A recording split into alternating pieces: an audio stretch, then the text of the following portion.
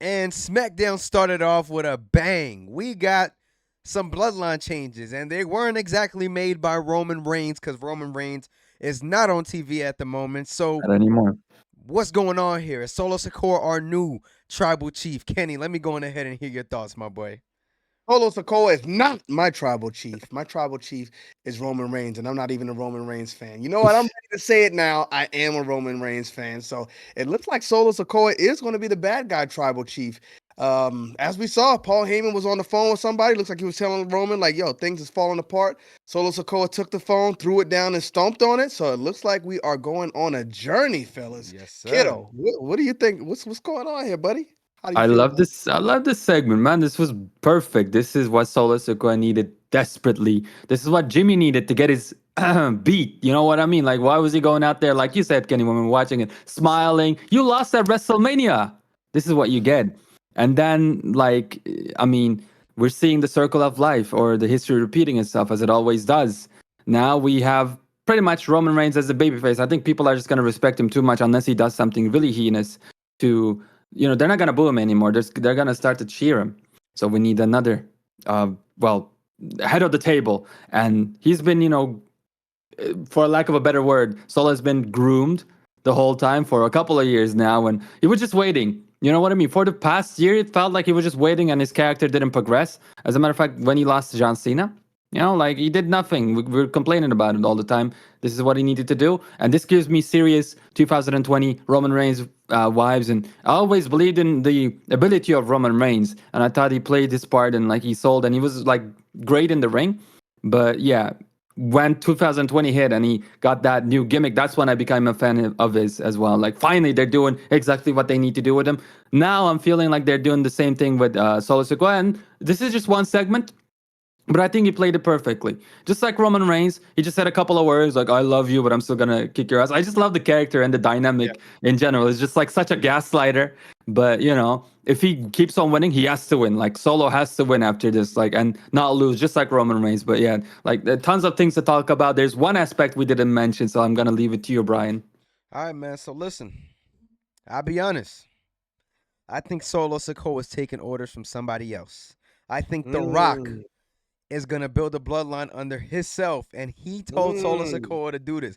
Now, the reason why I say this is because Paul Heyman was calling Roman Reigns, and he took the phone away from Roman Reigns, from Paul Heyman, and smashed it. That means he does not respect Roman Reigns' orders anymore. He doesn't care what he has to say. What if The Rock is calling the shots behind the scenes and Solo Sikoa is now in charge of the bloodline till The Rock comes back from Hollywood?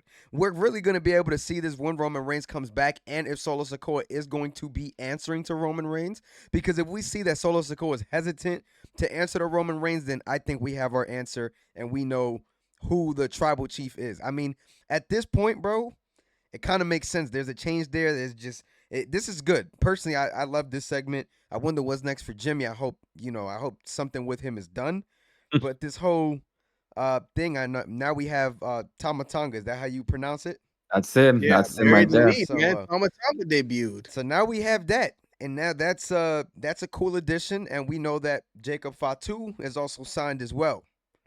What could that mean for the bloodline next? Does that mean that he can come around? I mean, obviously they're not going to drop him all in at once. I mean, they're probably going to give him all their own separate pops. But I thought that this was pretty dope. I'm really a fan, and I think that this is going to be the beginning of the new Bloodline story. And if I'm being honest, I think The Rock is calling the shots from now on in terms of Bloodline and Tribal Chief status. That's a good take. That is a very good take. And you know what? I can see that happening.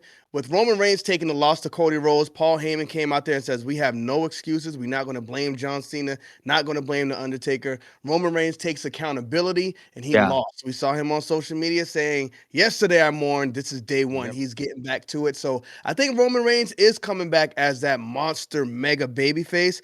And he's coming back to this. Got some type of civil war coming up. Civil War, the new gen.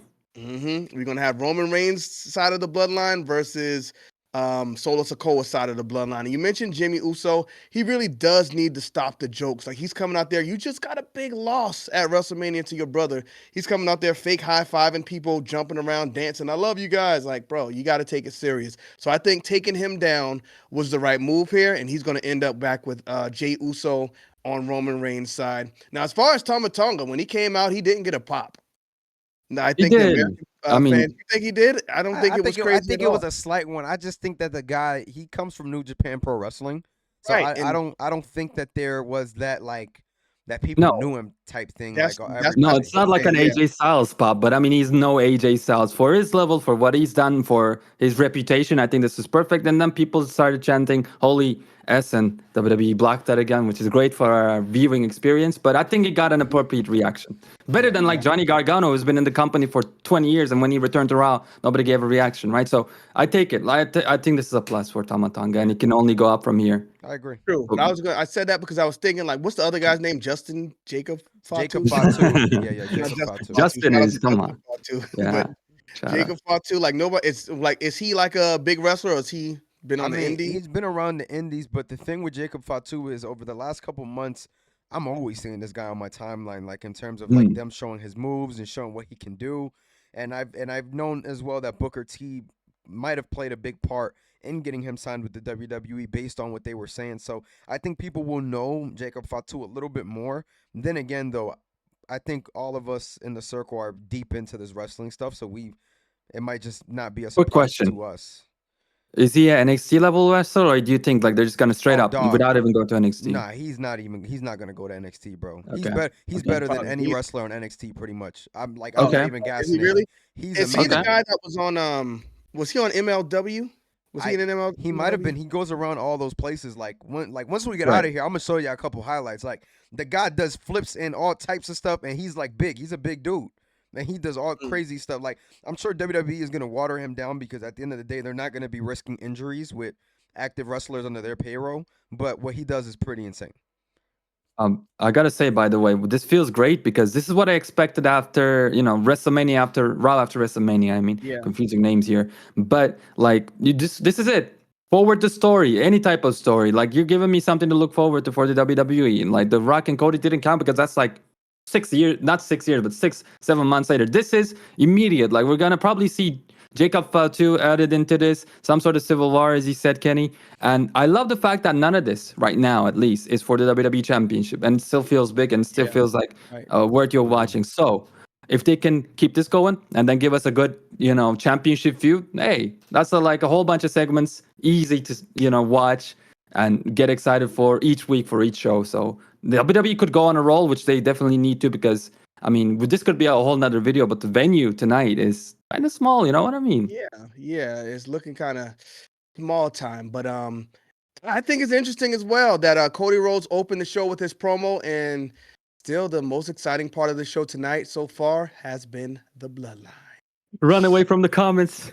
Run away from the comments. But shout out to everybody. Did y'all have any other anything else you want to add here? Because I see Naomi, Tiffany Stratton, and Bailey on this screen looking. I got one. Actually, 4-1. 41. Tama Tonga is 41 years old. I just want to know your thoughts about that. I was like, do you think that's gonna change anything, or, affect him in any way?